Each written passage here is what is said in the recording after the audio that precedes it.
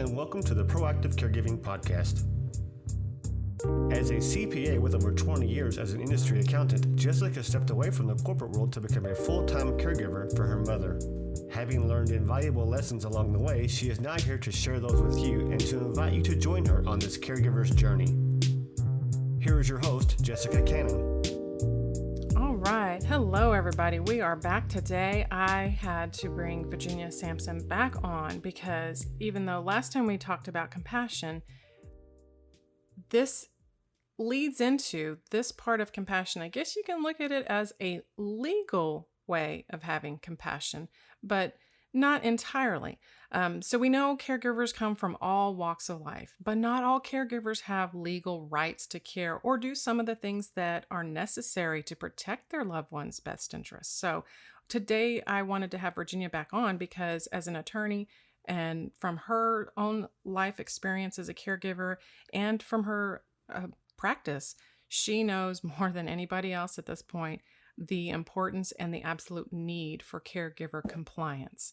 And so in that vein, welcome back on, Virginia. Thank you, Jessica. I'm happy to be here. I'm so glad you are able to do this because it's not something that is out there for caregivers to know right off the bat. And I personally did not understand or need this until I kind of stumbled into this within a support group. And the caregiver compliance, it sounded odd to me because this is for me in my situation, it was my mother. Why do I have to have the right to care for my mother? But now, after living several different scenarios, I now understand yes, anyone can care for their loved ones, but even with spouses to an extent, there is a legal right that caregivers either have or don't have. So what would you say is the best way to kind of explain this risk management form through the legal documents? Well, you're so right. We tend to think that because it's our husband or our wife or, our parent and we're taking care of them and we know everything about them, that somehow everybody's going to listen to us automatically, right? But it's not true. There are state laws, and each state is a little different. There are state laws about who can make decisions for other people. And so if you want someone to recognize it, whether it's a bank for a financial or the hospital for healthcare, most of the time you have to have the designated form that's sanctioned by the legislature here in the state of Texas to be able to make decisions for your loved one in whatever arena it may be. So I typically recommend, there's like 5 basic documents I think caregivers should have. And so one of them is, do you want me to just continue? Yes, please. Okay. So if you want to handle financial matters, right, if you're married, if you have joint accounts or joint assets, it's probably not too much of an issue unless it's real estate or cars, things that require titles. Because believe it or not, you as a spouse cannot sign the deed on behalf of your spouse, even if they're incapacitated, without having proper legal authority. And so for financial matters, that proper legal authority is called a statutory durable power of attorney. And what that does is appoint an agent. So the person executing the document, so say, for example, my mom took care of my mom, and she needed me to make financial decisions for her. So she signed a durable power of attorney that appointed me her agent to make financial decisions for her. And it can be rather complicated or very simple. The state has really expanded the powers. You can give somebody absolute power, you can limit it. But the idea is that someone is going to be able to make financial decisions for the person who signs the document. And that can come into play, like if you want to put your loved one needs to go into a community, lots of times they don't want to admit them unless you have this document. Right. If they need to know who's going to make financial decisions for the person, the resident. Definitely, that resident, and that's definitely one of the things I experienced myself is who's financially responsible for it, because you're dealing with someone who may be mentally incapacitated, and how do you press responsibility on that individual? You can't. Yes. And right. so if you do one of these, I recommend that you take it. So if you do it and it's executed, it has to be notarized, then you provide a copy to all of the banks or any financial institution where the person who signed the document has accounts. Because they have a certain number of days in which to object to it, and if they don't, then they've accepted it. And even if you don't need to make decisions for the person right now, the bank has that form, and so you don't have to jump through a lot of hoops if something happens and you have to make some decisions for the person. Right. So that's very important. And again, if your loved one becomes incapacitated mentally, you've already got that document, and you can make that document effective the day you execute it, or wait until you're determined to be incapacitated. So with younger people, I say when they become incapacitated, if it's an older person with some health issues already, I usually recommend that become effective the day they sign it. Definitely. And so that definitely becomes the best practice, I guess, as far as timing goes, because that is the question I've had too. When is a good time to do this? So I went through this with my own parents, right? So my parents didn't move to live near me till my mom was already kind of ill. She already had some dementia and a variety of other health issues. So we didn't have these documents when she came. And the issue does become, if your loved one has some mental impairment, can they still execute these documents? And the timing is important, because I don't mean to scare people, but if you don't have these documents, oftentimes you can have to have a guardian appointed for your loved one, which is a court proceeding. It can take months or longer and can be expensive, because you really primarily have to have an attorney do it. And it can create family conflict, because the judge is going to decide who's going to appoint this person, who the guardian is going to be. Mm-hmm. And that may not be necessarily the person that your loved one wanted. And everybody has different, maybe 2 or 3 people want to be guardian, and it can create some conflict and stress, not only for those people, but also for your loved one. So I think sooner is definitely better. And I think before a person becomes sick is probably the best time. I just tell everybody over the age of 18.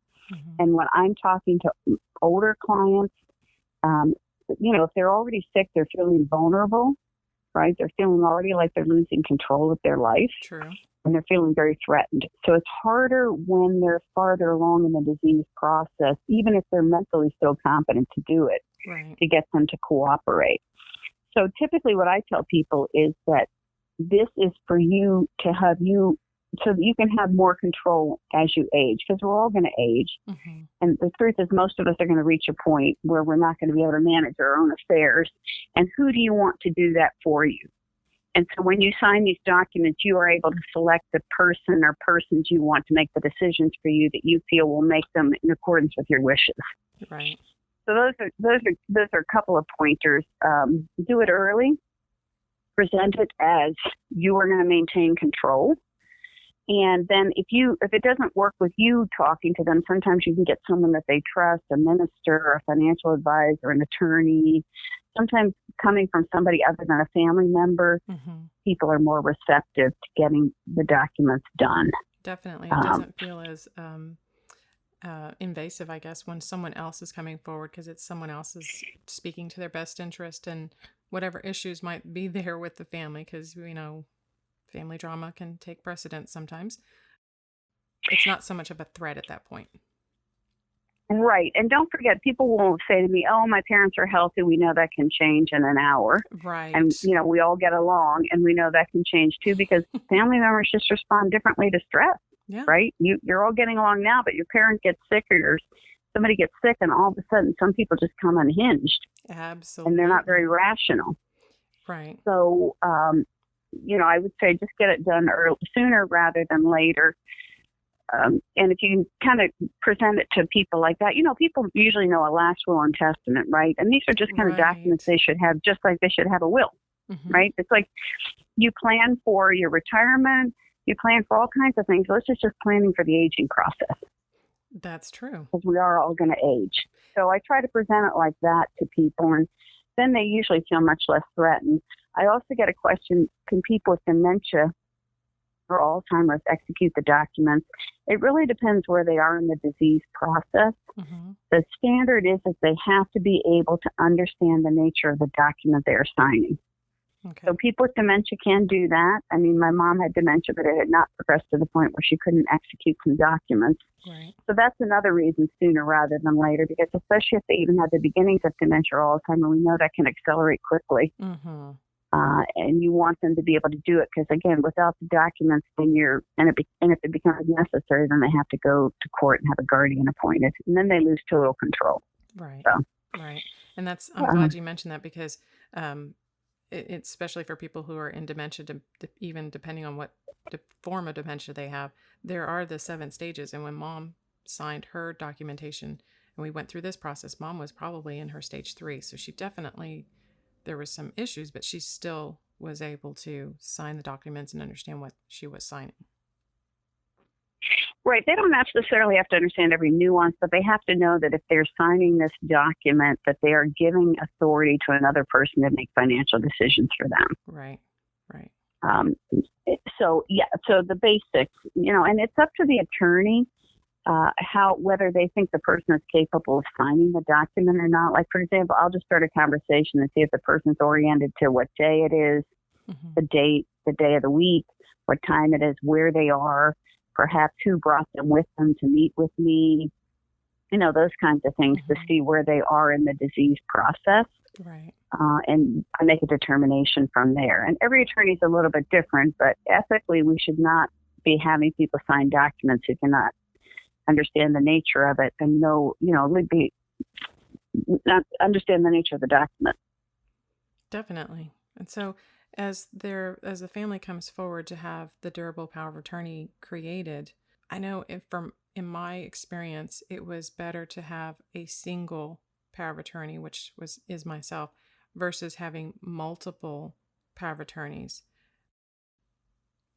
Is that something that many family members would actually seek to have, or is that something that's just like preference? It's a preference. You can have a single agent or you can have co-agents, and that's up to the person who's going to be signing the document. I always recommend single agents to my clients Mm-hmm.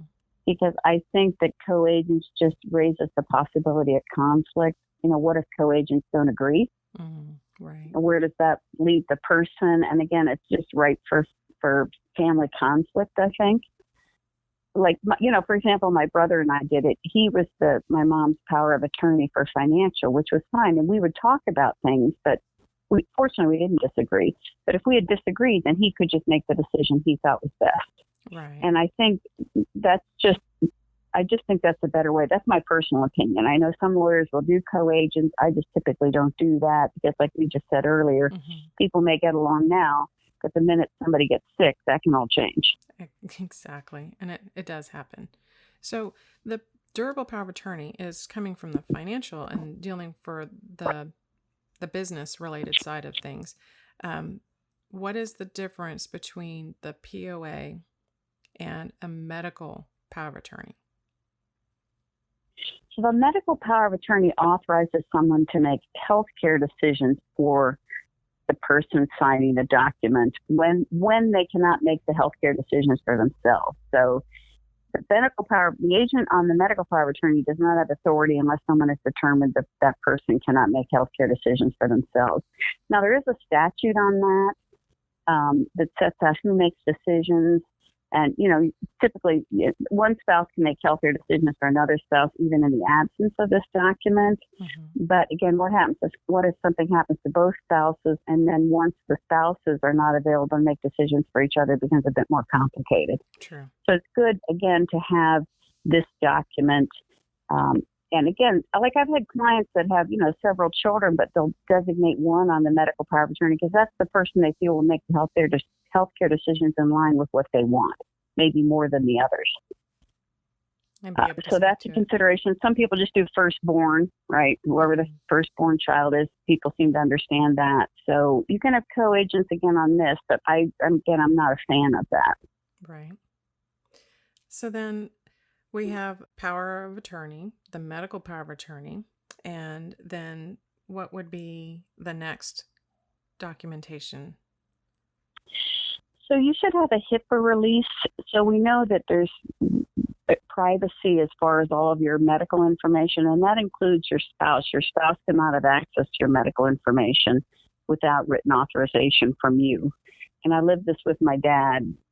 I mean, they sent my mom home from the hospital with pneumonia, and they wouldn't even talk to him about what medication she was going to take or what her next step was, because we didn't have this document at the time. They had just moved here.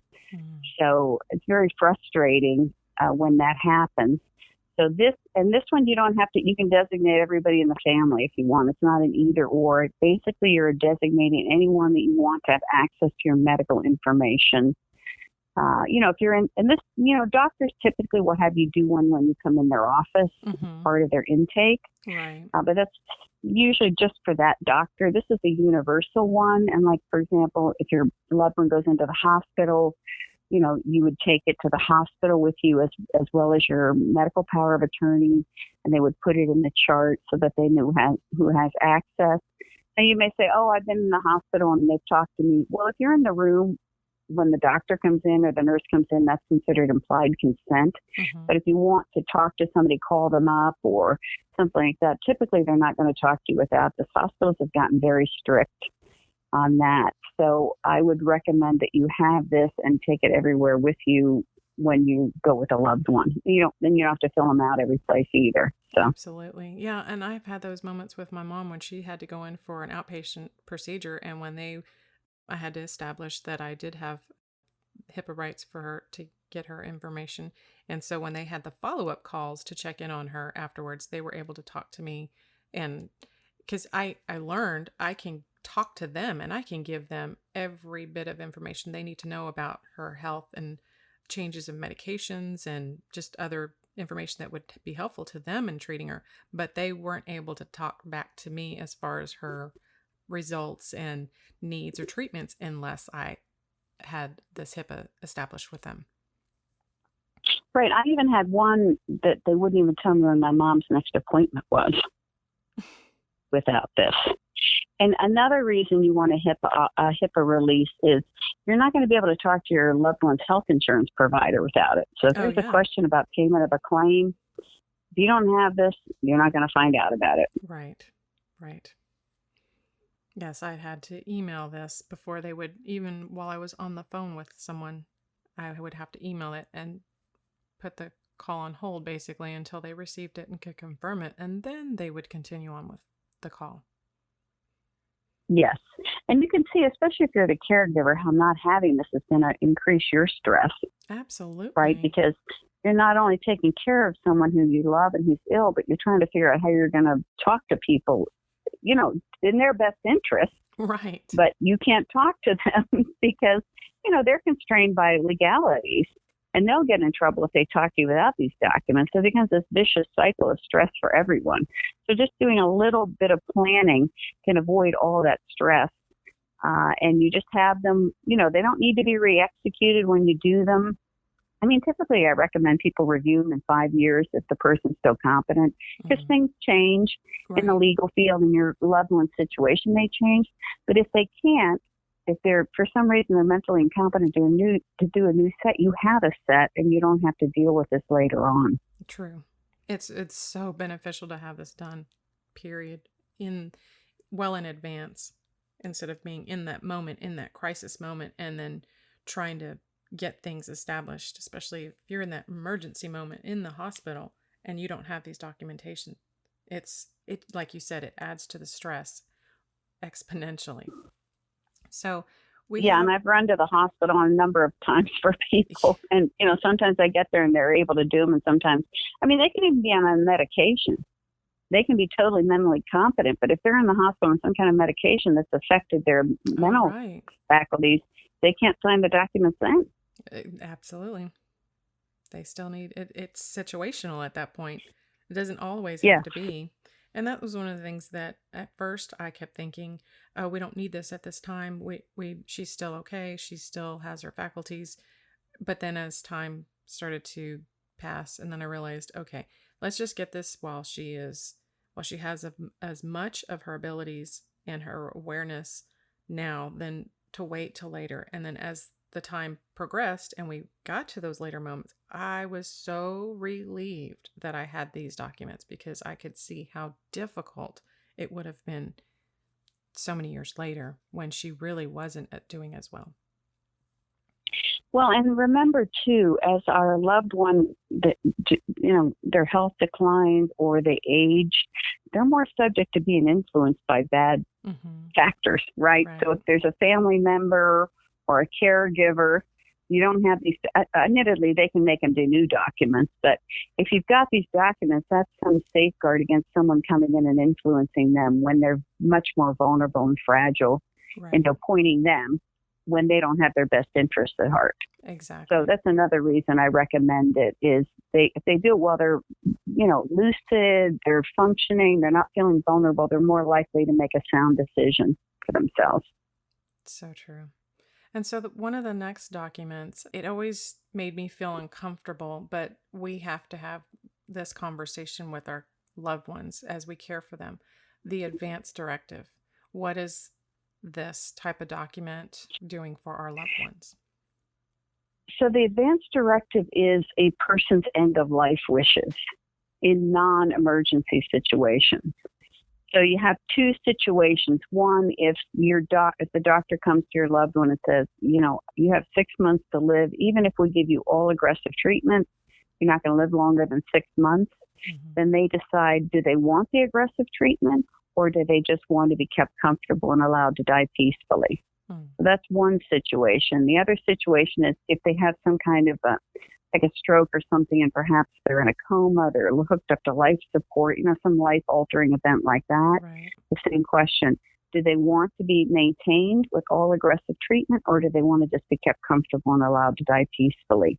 So they have two situations in which they'll make an election. And I would say this is only if you can't make the election at the time it happens, right? So if it's like the healthcare power of attorney. If you can make your own decision at the time, you're not bound by this. But if you can't, then they will follow your wishes, but also it takes some stress and pressure off your agent for medical issues because they don't have to make this decision for you. Right. They know what you want. And that's, kind of a gift to them not to have to make a decision like that. This one was a difficult one for me because even though Mom still had her faculties when you start talking about the end of life, it gets to be very emotional. Mom coming from that depression side quite often, more often than not, I always felt like that end of life choice was because she didn't like aging and she certainly didn't like the way she was aging. And so she was just ready to give up. But then later on with another conversation I had with my cousin even, who she's already gone through this process with her dad. And she reminded me to make sure I always had the advance directive on hand. She actually asked me, do you have one? And I said, yes. And she looked around. At this time, we were actually sitting in the kitchen having a conversation. And she looked around the room and she said, where is it? And I said, oh, I have it with me. I actually keep a copy in my car. And she looked around again and she goes, but I don't see it out here. And I said, well, why? And she said, if you have that emergency moment and you've got to call 911, you got to call that EMS, you need to pull that copy off the refrigerator or pull it out of your drawer and you need to hand it to them, because when it comes to end of life situations and you have those emergency moments and you do have to call 911, their response is to fight for life. And if your loved one has already signed an advance directive that says do not resuscitate, you're going against their wishes. And if you are going against their wishes because emotionally, when I had this conversation with my sisters, they didn't like that idea of having to let go of Mom. It's one thing when your loved one is sick and they're deteriorating by the day, there's an end in sight that's actually coming. But it's another thing when it's in that emergency moment and you don't have that moment to say, but I didn't get the chance to say goodbye. Or, if a heart attack or a stroke happens, it is still something that they chose in advance. And part of that process of the fight for life with an EMT, for example, if they have to administer CPR, for example, that may actually break someone's ribs. And the recovery process afterwards, someone who especially has dementia is going to recover slower than they would if they didn't. And so I realized at that point, okay, I need to respect mom's choices, regardless of if this is what she wanted. It's not just because she's coming from, I'm depressed and I'm ready to let go of life. It's a choice she made, period. And that was really hard for me to accept it, but I accept it. And I have my copies in the kitchen. I had my copies in the car. I had a copy in my purse. If that's what it is, that's what it is. Right. And I think that's a conversation that's important to have with our loved ones. Again, it's not an easy conversation. They may want to avoid it, but I think sometimes if you do like you did, you put it in terms of, having more control over your life and getting what you want, people are a little bit more receptive. Also, if you do it again before they're vulnerable. Mm-hmm. And there's another complementary document to the advance directive, which is the do not resuscitate. I think people have heard a lot. I usually get questions when I speak about that. It's called a DNR, and it is a complementary document to the advance directive. And what it does is it tells the EMT, if you call 911, there's 5 situations listed there where they will not provide care. And one of them is, like you said, they won't do CPR, but there's some heart conditions. Anything, if you've kind of stopped breathing or functioning, they won't revive you. And the 5 are listed in this document. And you can find it. It has to be signed in conjunction with a physician. Mm-hmm. So if you're interested in that, I'd encourage you, I think it's available online somewhere, or you can get it from your physician, I think. But you fill it out, and then the physician has to attest that the person who's signing it is mentally competent. And then it's a valid document, and that, along with your advance directive, are things you should have available if you need to call the EMTs, or even in the hospital at times. So you would want to take those documents in with you. Absolutely. So then when you have these documents, and we've got the HIPPA, and we've got the established POA and the medical POA, well, what is the other? I think there is a legal guardianship. Is that something that is done in congruence with this, or is it something that's only needed when there's not a designated POA? No, you can do a declaration of guardian. I mean, if you don't have that and you have all the other 4 documents, I wouldn't worry about it. If I'm, helping someone, I would typically put that in the packet, but it's not super critical. Mm-hmm. Most people, especially if you have these documents, you're not going to need a guardian to be appointed, because someone should be able to manage your affairs with the other 4 documents we've talked about. Mm-hmm. But basically what this is you are telling the court, you're still going to have to go to court, but if a guardianship proceeding is initiated, it's the person's wishes as to who they would want to be appointed a guardian. So there's a guardian over the person, and there's a guardian over the estate. Mm-hmm. They don't have to be the same person. And typically the judge will honor the wishes for the person who signed this declaration of guardian, unless there's something in the background of one of the people that is a red flag, embezzlement or some kind of criminal activity or something unsavory. But typically your wishes will be followed. And again, with all of these documents, recommend an agent and at least one successor agent be appointed. In this case, a guardian and an alternate, because, someone may be out of the country, they may be unavailable, something may have happened to that person, and maybe the loved one isn't able to execute a new set of documents because of some impairment. And so if you have 1 or 2 successor agents, you don't run the risk of having the document invalidated because the agent is no longer available to make decisions. Mm-hmm. And so on this, again, you would want to make a choice. And on the declaration of guardian, you can also exclude people from being your guardian. Maybe you have a child or a family member that isn't good with money. You don't want them being appointed the guardian of your estate. Right. I had one client who had a son that was a doctor, but she didn't like what he suggested for her for health care, so she excluded him for the guardian of the person. And so it's probably a document you're not likely to use, but if you do need it, you've got your wishes expressed again. Right. So then once we have this nice package of documentation, we have our caregiver compliance in place because there are 4 different types of caregivers. Obviously the family caregiver, but there's the professional, the independent, the private, and that falls into informal and or volunteer caregivers. But once you get this packet of documentations and we are compliant, what should we do with these documents? So on the financial power of attorney, I would recommend that you take it to any bank or financial institution where the person who has signed it has accounts, right? Because that's going to empower you to talk to that bank representative or financial brokerage account, whatever they may have. And again, they've changed the law recently, so they have to object to this within 10 days. So if they accept it, it should be honored. And so you don't have to worry about, a year from now. What people do is they hang on to these, and then a year or two from now, they go, oh my gosh, now I need to make decisions. They take it to the bank, and the bank says, I'm sorry, we're not going to accept this. Mm-hmm. And then the person's incompetent to do another one, to execute another one. So right away, take it to every bank and financial institution, give it to life insurance companies, anybody that, has a pension funds or, 401ks, whatever it may be on that one. You do need to keep the original of the power of attorney if you are going to ever sign the deed to any real property on behalf of the person, because you have to record the original power of attorney along with any deed. So I would say be very careful about retaining the original durable power of attorney document. It's very important for that purpose. The others, you're pretty much okay with copies on anything. Of course, you can give copies to all of the banks and financial institutions, but just be sure you retain the original in a safe place.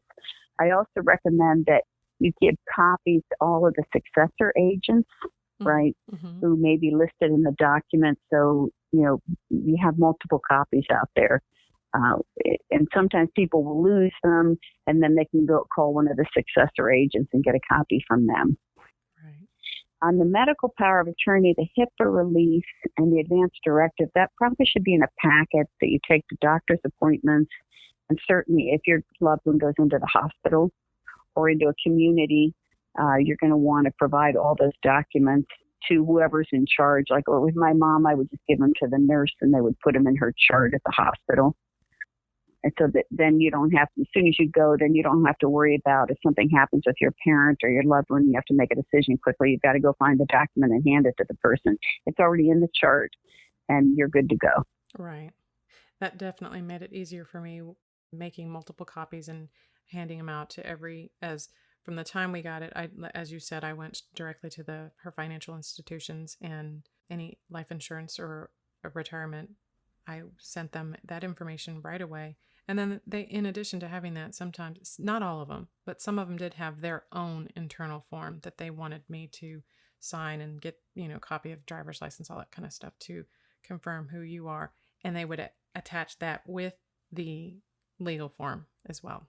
Yes, lots of times they have their own forms, and it's good to do those while your loved one is still competent.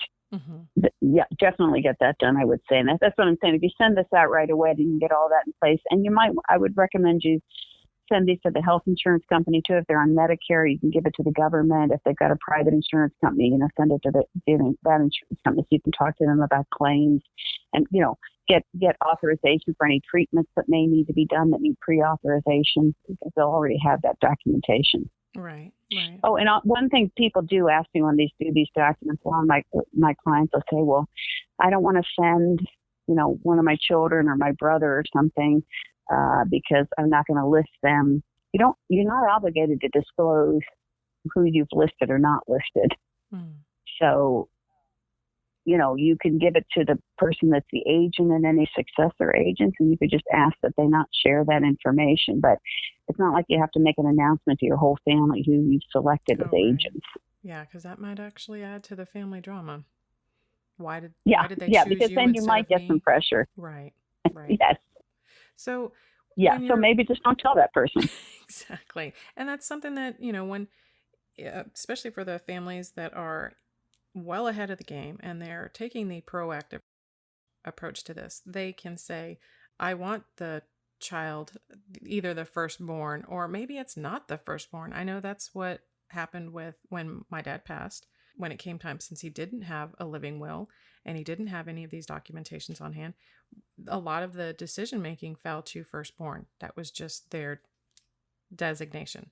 And even still with that, we tried to come together to make decisions. And there are those moments, sometimes we agreed on everything and other times we disagreed. And it's a delicate situation at that point to get through things smoothly and not add more anxiety and stress to the whole situation.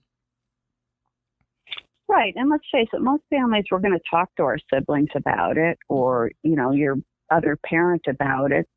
But somebody has to make the decision if everybody can't agree. Right. And someone has to that's a tough spot to be in, but it's necessary sometimes. So what happens when, say, for example, the children they know their parent, adult children know their parents, they need this, and they're trying to bring it forward, but in some cases, that person that's already ill or aging abnormally, they perceive this as that threat, as like we were talking about. What can be done, or what do you do when you have that care recipient that fights this process for the documentation?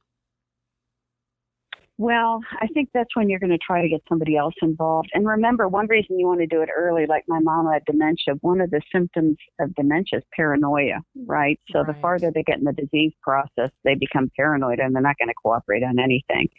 But in my case, like with my mom, there was a medical professional that she trusted that we had talked to her about it. I've had some people have their minister talk to their parents or their loved one about it. Some people respond to lawyers. They set up an appointment to come in and see me, or they have a financial advisor they trust, or just a close friend. Someone that they have confidence in, whose advice they would be open to, maybe a good person to talk to them. And you might just want to bow out of the process, right? Set up the meeting and don't stay there, because then I think loved ones can feel pressured. You just let those people have their conversation without you being present. And I think the loved one feels a little bit more comfortable discussing things if they feel like they're not hurting someone's feelings or someone isn't listening in on what they're doing. Right. Because that is definitely it. And it adds to it. It's that paranoia, that perception of you're just doing this to take this away from me, or whatever it is in their mind. Right. And that's the thing. That's what I think when people get sick and feel vulnerable, even if they don't have dementia, they're less likely to execute these documents because they already feel like they're losing control over their life.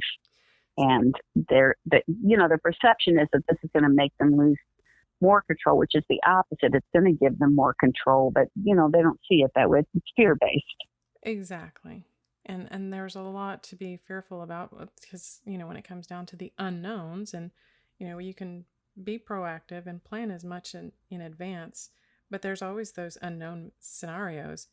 The beauty of it is, by having these done sooner than later, those unknowns, there's less fear in that.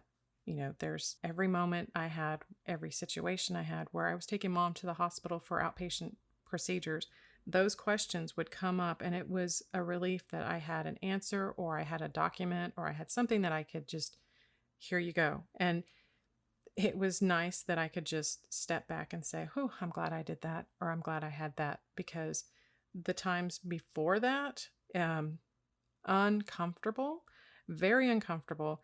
And the stress of what if this, what if that, I should have this, I should have that. And all of that went away once these documents were in place, because now it felt like someone answered those questions for me in advance. And it was also something that it was including my mom in the process, so that it wasn't that fear of you're taking this away from me. It's when it was more so that, well, Mom, I want to do the best I can for you. I want to come from a place of your best interest, but I need you to be together with me and work with me on this. And so it kind of gave us a little bit of a moment to kind of come together on.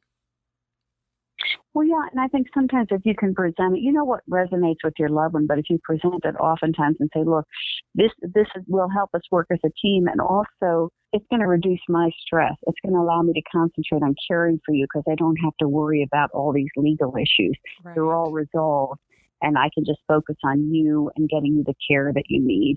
that often resonates with loved ones when you're, asking them to execute these documents. And also I tell people, adult children that come to me, do you have these documents? If you do, then you tell your parents, look, I have these documents.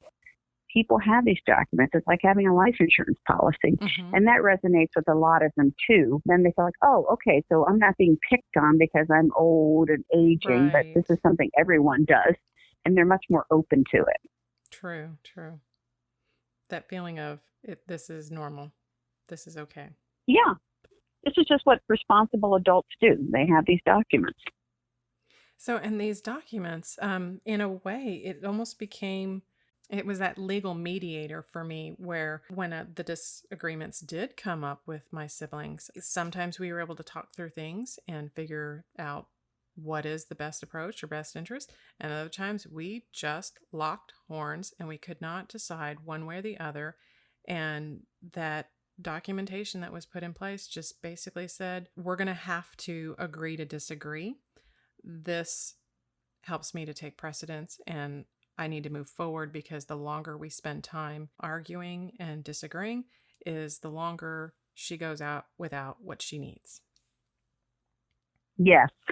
And that's a good reason to just have a single agent rather than co-agents. Is the single agent, obviously, most of us are going to ask for the input of our siblings, our loved ones, but if we can't agree and it's hurting our loved one, then we're just going to make the decision. Right. And so getting all of this documentation put together, this helps caregivers to be in compliance. They have the risk mitigation having these forms. It's the peace of mind and all of that. But you can also take that extra step if you're going to be in the process of putting these documents together and having your loved ones sign in advance, then the next step would be looking in towards their estate planning. And that's creating trusts or irrevocable trusts. Is that something that, I guess for me, having the power of attorney helped me be able to move forward? And so it may not have all been at one time, but it just seemed like that was the natural next step to do. Yeah, so if you don't, the basic document is a will, correct? And I can say if you don't have a will, you're going to have a much more expensive probate process. Now, some people don't need probate, but if you own anything like a house, any kind of real property, you're probably going to need probate because somebody's going to have to now own that property. Mm-hmm. And that just doesn't happen automatically. So you are increasing the stress for your loved ones and you're increasing the cost because the court first has to determine who the heirs are, right? And then they can probate the will. It also is critically important in second marriages where you each maybe have kids from a previous marriage. You can leave your spouse a huge mess. Mm-hmm. And I mean a huge mess. And talk about family conflict. Right. So I would suggest that at least do a will. If you want to do more estate planning, there are revocable trusts, there are irrevocable trusts. A lot of people don't need those. It just depends on the type of assets you have, how much you have in assets. Most of us, I think, especially as we get older, most of us, a will is okay, but certainly there's other things you should consider. There's also, we didn't touch on it, but there's government benefits available to pay for long-term care. I just want to touch on that. It's not necessarily estate planning, but irrevocable trust can come into play on qualifying for some government benefits. There's Medicaid, and there's actually veterans benefits that are available to help pay for long-term care, because we know that can be expensive.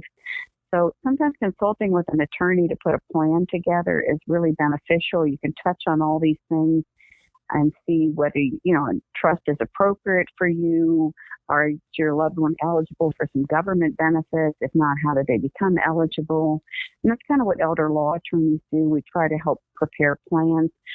Typically, we're called in a crisis, which, as we know, costs more and you have fewer options and you're not going to get as good a result. But, if you're proactive and plan, you can really be prepared and really reduce your stress and the stress of your loved one by having some type of a plan. I'm not saying you're not going to have to tweak it or, something may come up that's going to change it, but it's like anything in life. You have a plan, a roadmap that's going to reduce your stress and help you give better care to your loved one. Absolutely. This is a stress reliever all the way around. I mean, and like I said before, this is another form of compassion by helping to relieve the stress of your loved one and for yourself. It is a game changer when it comes to caregiving. Yes, and it's about control again, too. If you're doing estate planning, you're going to determine your property will pass according to your wishes. If you don't have a will, it may not. Mm-hmm. Especially if it's a second marriage, you can just about guarantee it won't. Right. And so if you want to have more control over your life and what happens after you're gone, you would want to have some kind of a basic estate plan at least. And of course, you want to tap into any government benefits because that's going to help your loved ones pay for long-term care. And that's very expensive. That's something that should not be dismissed or denied, because long-term care is, I think that's kind of what bit us in the butt, so to speak. There are those moments where we say, we've got time. We don't need this right now. Later, I'll get to this later. And that is definitely something you don't want to postpone. Yes, and even like Medicaid, which is the state program that pays most of the cost of skilled nursing, if your loved one is incompetent, somebody has to have the power of attorney to be able to go forward with the application process. Right. If you don't have an agent, you may be barred from going forward with the application process for Medicaid. So it's critical on so many levels. Yeah, this is not exactly something that a very compassionate neighbor can step in and say, I can help you with this. They may be able to make some phone calls, but when it comes down to it, you really need a designation, someone that because, we live in this litigious society. So, everyone's coming from one perspective or the other, and they're going to protect themselves from any legality. And you've got to protect yourself to be able to step forward and deal with the legal issues. So. Right. And, if you just start doing it without legal documents, you can run into some problems with your siblings. First of all, people may not respond to your request, but also you could get in some hot water with your siblings. Right. So it is partly a protection for you too, that you are the authorized agent to make these decisions. Exactly. Well, Virginia, thank you so much for coming back to speak with us again and explain the difference of this caregiver compliance and all the documentations and what they're for and how we can navigate our caregiving journey with this compliant package. I really appreciate you taking the time to share this with us. Oh, thank you, Jessica, for having me on. I appreciate your input into this as well, because I know you have a lot of personal experience with this, and I know that's invaluable to people. So thank you for having me on and for wanting to, help people with this issue, because it is a very critical issue. It is. We learn as we go. And I know that by sharing this and helping others, maybe it'll make a difference in their lives. Maybe they'll be able to address it sooner than later and avoid some of the difficulties that I went through. I don't know. But if that's how it works out, then all the better. So I hope this gave you more food for thought. And until next time, be proactive. Take care, everybody. Thank you for joining us today. We really hope you've enjoyed this episode. To learn more about proactive caregiving and to hear other episodes of this podcast, please visit www.jessicalazelcannon.com. This podcast is produced by Cannon Light Media, LLC, www.cannonlightmedia.com. Music provided by Chris Paradise.